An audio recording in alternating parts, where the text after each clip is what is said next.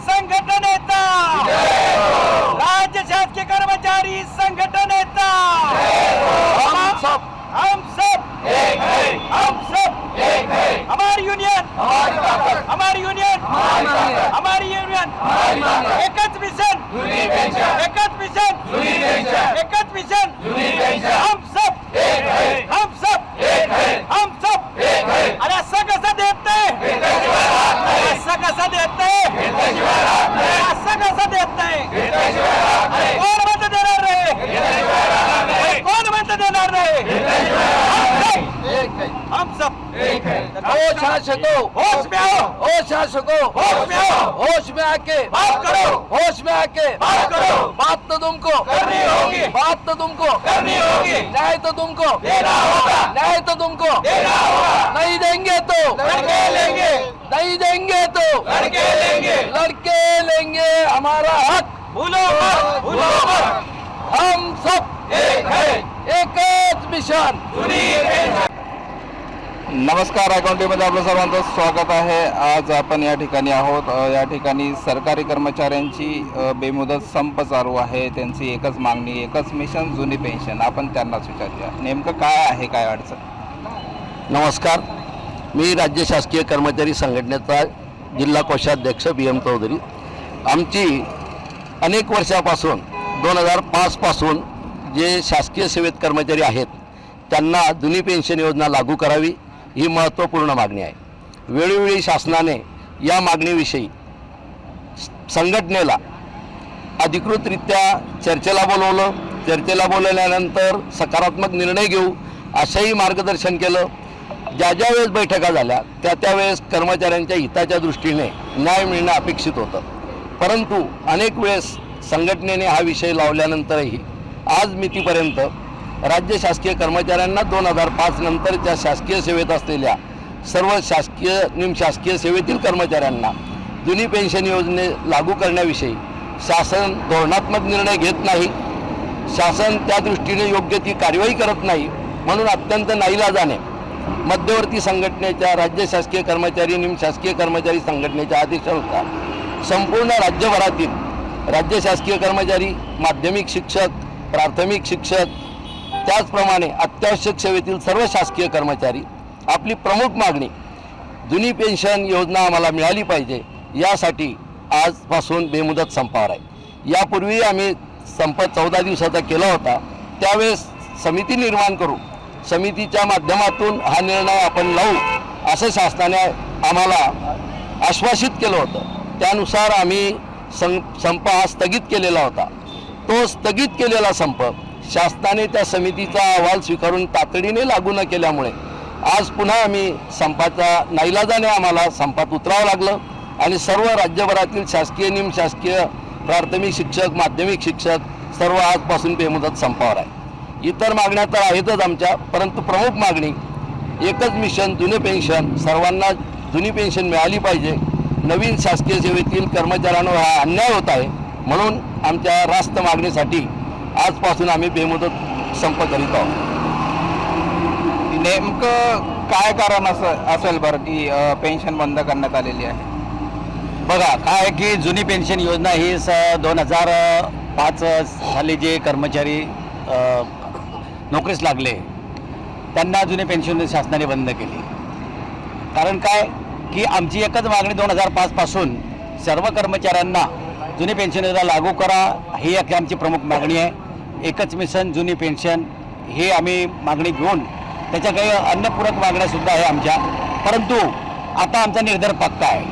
काय ना आमचं एकच म्हणणं आहे की तुम्ही राज्यकर्ते जे आहे म्हणजे आमचे मुख्यमंत्री उपमुख्यमंत्र्यांना विनंती पूर्वीपासून आहे, आजही त्यांना विनंती करतो की आमचे जे कर्मचाऱ्यांचा जो हा शासनाचा जो गाडा ज्यांच्यावर चालतो, हे प्रशासन ज्याच्यावर चालतं त्या कर्मचाऱ्यांना आज वंचित ठेवलं जात आहे आणि आमदार असतील, खासदार असतील यांचं विधिमंडळामध्ये विधायक 1-2 मिनिटामध्ये पारित केलं जातं। म्हणजे जे राजकारणी लोक जे आहे म्हणजे जे सेवक आहे त्यांना पेन्शन आहे आणि खरं शासनाचे जे ज्यांच्यावर गाडा चालतो त्या कर्मचाऱ्यांना आज पेन्शनपासून वंचित ठेवतं। आमचं एकच म्हणणं आहे की आमची पेन्शन बंद केली ना तर तुमची सुद्धा बंद करा। ते 4 वेळा निवडून येतील तर 4 वेळा त्यांना पेन्शन लागू असते साहेब. आमचं एकच म्हणणं आहे की सर्वांना जुनी पेन्शन योजना लागू करा. आणि आम्ही गेल्या मार्चमध्ये 7 दिवसाचा संप केलेला होता याच मागणीमध्ये. आणि तो संप शासनाने प्रशासनाने आम्हाला लेखी आश्वासन दिलं आणि त्या लेखी आश्वासनाची पूर्ती नाही केली. अजून त्यांनी समिती नेमली, अजून 7-8 महिन्याचा त्यांनी हा कालावधी घेतलेला आहे. परंतु आमचा निर्धार असा पक्का आहे. आमच्या समन्वय समितीचे जे माननीय आमचे जे नेते आहे काटकर साहेब यांनी जो निर्णय घेतला की आता निर्धार पक्का, संप आता मागे नाही.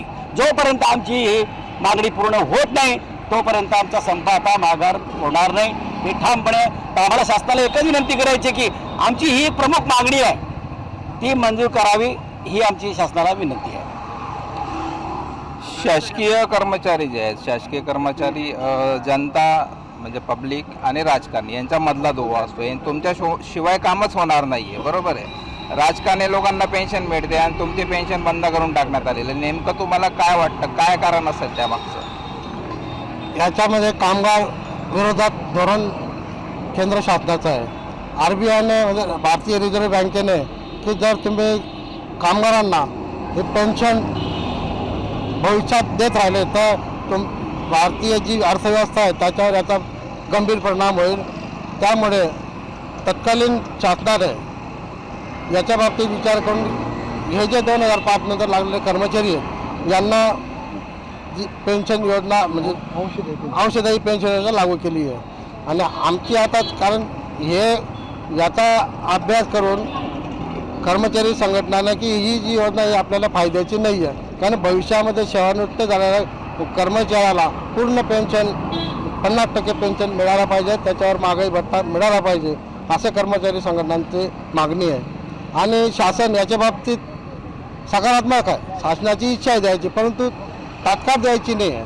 शासन म्हणतं आम्हाला अजून मार्चपर्यंत किंवा पुढची विधानसभेची निवडणूक होईपर्यंत आम्हाला वेळ द्या, तोपर्यंत आम्ही तुमची जुनी पेन्शन योजनेच्या बाबतीत अभ्यास करून ती लागू करू असं शासनाचं अजूनही धोरण त्याच्या बाबतीत चांगलं आहे. शासन सकारात्मक विचार करते. परंतु आज माननीय मुख्यमंत्री महोदय तसंच उपमुख्यमंत्री महोदय, दोघी उपमुख्यमंत्री महोदय याच्या बाबतीत आता तिथे चर्चा चालू आहे. त्या चर्चामध्ये शासनाने संघटना बी सकारात्मक आहेत, शासन बी सकारात्मक आहे. आज संध्याकाळपर्यंत त्या बाबतीत निर्णय होईल. तो निर्णय झाल्यानंतर आमची संप पुढे चालू ठेवायचा का मागे घ्यायचा हा ते ठरेल. बघा, राजकारणी लोक जे असतात म्हणजे त्यांची तर लाखो रुपयाची पेन्शन असते आणि कदाचित कर्मचाऱ्यांची पण असेल थोडीफार. म्हणजे बोजा फक्त तुमच्या पेन्शननेच पडतोय, त्यांच्या पेन्शनने पडत नाही असं तुम्हाला वाटतं का? कसं आहे, शासनाची जी एकंदरीत कर्मचाऱ्यांवरती जो खर्च होतो आहे तो म्हणजे जवळजवळ म्हणजे 60 ते 65% खर्च प्रशासनावरती यांच्यावरतीच होते असं ते भासवले जाते. पण प्रत्यक्षात जर पाहिलं तर फक्त 36% खर्च शासकीय कर्मचाऱ्यांचा होतोय. आमदार खासदार यांचा जो खर्च आहे त्याच्यामुळे हे कारण नसताना तो खर्च फुगीर दाखवला जातोय. तर माजी आमदार खासदार हे सर्व लोकांना याचा भरमसाठ पेन्शन यांना मिळते. आमचे कर्मचारी राबराब राबत आहे की ज्यांच्या जोरावरती हे शासनाचा पाया पुढे घसला जातोय. आता त्याला एक छोटंसं उदाहरण आहे. कोविड काळामध्ये संपूर्ण प्रशासन ठप्प झालेलं होतं. आमदार खासदार कोणी बाहेर निघत नव्हतं. अशा वेळेस आमच्या सरकारी कर्मचाऱ्यांनी सर्व राबून पूर्ण काम केलेलं आहे की शासनाचा गाडा त्यावेळेस सुरेश सुरू ठेवलेला आहे. अशा कर्मचाऱ्यांना सर्वांना डावलून जुनी पेन्शनच्या बाबतीत आमची जी प्रमुख मागणी आहे ती आम्ही रेटून नेणार आहे आणि जुनी पेन्शन मिळाल्याशिवाय हे आंदोलन मागे घ्यायचं नाही असा आमचा निर्धार पक्का आहे. वरती आमच्या समन्वय समितीच्या बैठका, सुकाणू समितीच्या बैठका होत आहेत. कालही मुख्यमंत्री उपमुख्यमंत्री यांच्यासोबत बैठक झालेली आहे. त्यांनी फक्त आम्हाला लेखी आश्वासन काल काही दिलेलं नाही आहे. कदाचित जर आज त्यांनी जर घोषणा केली विधानसभेमध्ये किंवा त्या समन्वय समितीत जर काही अशी सकारात्मक चर्चा झाली आणि त्यांनी जर आम्हाला आदेशित केलं तर आम्ही हा संप संस्थगित करू किंवा थांबवू. तोपर्यंत आमचा निर्धार पक्का आहे. आम्ही बिनमुदत संप या मागणीसाठी करत आहोत. किती लोक जिल्ह्यातून संपात सहभागी झाले? जवळजवळ 22 ते 23 हजार कर्मचारी या संपात सहभागी झालेले आहेत. ड्युटीवर असताना संप सुरू केला आहे की सुट्टी घेऊन केलेला आहे तुम्ही आता? नाही, आपले सर्व कर्मचारी ऑन ड्युटी आहे. म्हणजे ऑन ड्युटी नाही धरले जाणार आहे. ज्या लोकांनी आज मस्टरवर सही केली नाही ते सर्व लोक संपात सामील झाले आहेत असं ते गृहीत धरले जातं. मागे पण तुम्ही संप पुकारलेला होता, त्यावेळेस आपले एक नेते आहेत जवळचे, त्यांच्यासोबत आम्ही या सब्जेक्टवर डिस्कस केलं होतं. ते त्यांनी ऑन कॅमेरा बोलायला ते काही तयार नव्हते. त्यांनी मजाकमध्ये असं सांगितलं की जेवढे शासकीय कर्मचारी त्यांचा पगार जसाचा तसा पडलेला असतो म्हणे खात्यामध्ये, आता त्यांचे घरं कसे चालतात हे आम्हालाच माहिती म्हणे, म्हणून त्यांना कशाला पेन्शन द्यायची. आता मी नाव नाही सांगणार त्या व्यक्तीचं, पण असं त्यांचं म्हणणं होतं.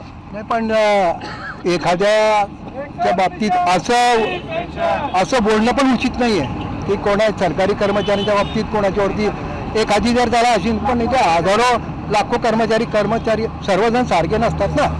एखाद्याच्याकडनं अनावधान आणि बाकीचं काय असेल तर आपल्याला माहीत नाही, पण सर्वांना गृहीत धरून असं बोलणं हे चुकीचं आहे. त्याचं आपण कुणी हे करणार नाही, समर्थन नाही करणार. बोलायला नाही कर्मचारी काटकसरीने वागतो त्याचा अर्थ असा नाही होत. आता हे जे नवीन कर्मचारी रोजगारातून उत्पन्न मिळतं त्याच्यातच कुटुंब चालतं, खात्यामध्ये जमा राहत नाही, हे म्हणणंच चुकीचं आहे. ठीक आहे ना. उदरनिर्वाहासाठीच आपण उत्पन्न कमवतो आहे आणि नोकरी करतो आहे शासनाची, आणि पेन्शन मागणे हा संविधानिक अधिकार आहे, तर त्यांनी तो दिला पाहिजे. कारण ते स्वतः सुद्धा पेन्शन घेत आहेत, ते घेत आहेत. हा स्वतःसाठी घेत आहेत, तर मग कर्मचाऱ्यांसाठी का नको बुवा? त्यांना टर्म घेते 5 वर्ष येतात आणि मरेपर्यंत पेन्शन घेत आहेत. जेवढ्या वेळेस ते निवडून येतील तेवढ्या वेळेस तर त्यांना पेन्शन मिळेल. हे जे विधान परिषद सदस्य किंवा विधानसभा सदस्य यांनी पेन्शन घ्यावी याच्या बाबतीत आमचा विरोध नाही. ते जसे घेतात तसं आम्हालाही तुम्ही पहिले बोललात किंवा मला नाही मिळाली तर त्यांचे जे बंद काय म्हणायचे, कर्मचाऱ्यांना जर पेन्शन नसेल तर त्यांनाही मिळालं जे आमचा असं बंद करा. आणि आम्ही हे मतदानाद्वारे सिद्ध करून देऊ की आमचा काय निर्धार आहे. आमचं सगळ्याचं असं म्हणणं आहे की तुम्ही जशी पेन्शन घेता तशी ह्या जे तुमच्या हाताखाली कर्मचारी काम करतात त्यांना पण ती जशीच्या तशी लागू करावी हे आमचं म्हणणं. तुम्ही घ्या पण आम्हाला पण लागू करा. आमचं असं म्हणणं आहे की तुम्ही घ्या, तुम्ही घेऊ नये असं, तुम्ही घ्या पण आम्हाला बी पेन्शन लागू करा, असं आमचं सर्व कर्मचाऱ्यांचं म्हणणं आहे. राज्य शासकीय कर्मचाऱ्यांची ही रास्त मागणी आहे आणि याबद्दल मागणी सांगितली. हा रास्त मागणी आहे. आणि त्यामध्ये मूळ विषय असा आहे, शासकीय सेवेतून सेवानिवृत्त झाल्यानंतर त्यांच्या कुटुंबाचा उतारवयामध्ये उदरनिर्वाह होण्यासाठी अशी कुठलीही योजना जर शासन ठेवत नसेल तर शासकीय कर्मचाऱ्यांना सेवानिवृत्तीनंतरचं जीवन कसं जगावं हा महत्त्वाचा प्रश्न आहे. मला वाटतं वन टाइम पेमेंट मिळतं ना मोठं. नाही, तसा विषय नाही आहे ना. नाही, तसा वन टाईम पेमेंट देण्याचा शासनाचा कुठलाही विषय नाही. शासकीय कर्मचाऱ्यांच्या वेतनातून काही रक्कम कपात करायची, ती रक्कम शासनाने त्यांच्या मध्यस्थाच्या मार्फत गुंतवणूक करायची. उद्या जर त्यांनी ती अशा योजनेत गुंतवणूक केली की तिथे शासनाची फसगत झाली तर हा कर्मचारी वाऱ्यावर येणार आहे. त्यामुळे याचे जे संपूर्ण आयुष्यामध्ये जी रक्कम जमा करणारे शासन त्यालाही आम्हाला शाश्वती नाही आहे.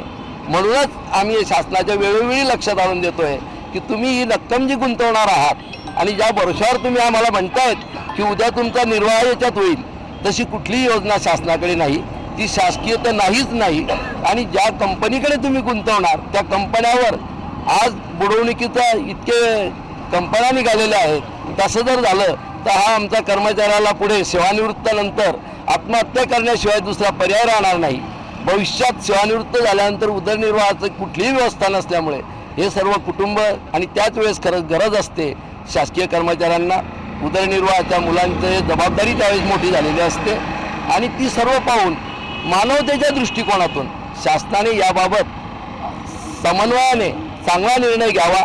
आणि यापूर्वी चालू धर्तीवर जसं कर्मचाऱ्यांना शासकीय कर्मचाऱ्यांना एक आपलेपणाने शासनाने आजपर्यंत उदात्त धोरण ठेवलं, तशीच आमची रास्त मागणी आहे. यापुढेही कर्मचारी चांगल्या पद्धतीनं काम करतील म्हणून कर्मचाऱ्यांच्या ह्या मागण्याकडे शासनाने लक्ष देऊन जास्तीत जास्त चांगल्या प्रकारे आमच्याकडून काम करून घ्यावं अशी आमची रास्त मागणी आहे. आता आमची शासनाला एकच विनंती आहे की हा जो ही जी अस्तित्वाची लढाई आहे ही आरकी पार आहे बरं का. म्हणजे आम्हाला काय कुठलीही मुदत नको, कुठलीही समिती नको आणि कुठलंही आश्वासन नको आणि कुठलंही प्रलोभन नको. फक्त आमची मागणी सर्वांना जुनी पेन्शन योजना लागू करा ही आमची एकमेव मागणी आहे. यासाठी ही आमची अस्तित्वाची लढाई खरी आहे आणि आम्ही जोपर्यंत ते निर्णय घेत नाही तोपर्यंत आमचा हा लढा सुरू असणार आहे. नमस्कार सर, मी लेखापरीक्षण विभागात कार्यरत आहे. राज्य संघटनेच्या वतीने मला बोलण्याची संधी मिळालेली आहे. मागे मार्च महिन्यामध्ये 7 दिवसाचा संप केला होता आपण. त्यावेळेस आपली प्रमुख मागणी होती की आम्हाला पेन्शन मिळाली पाहिजे.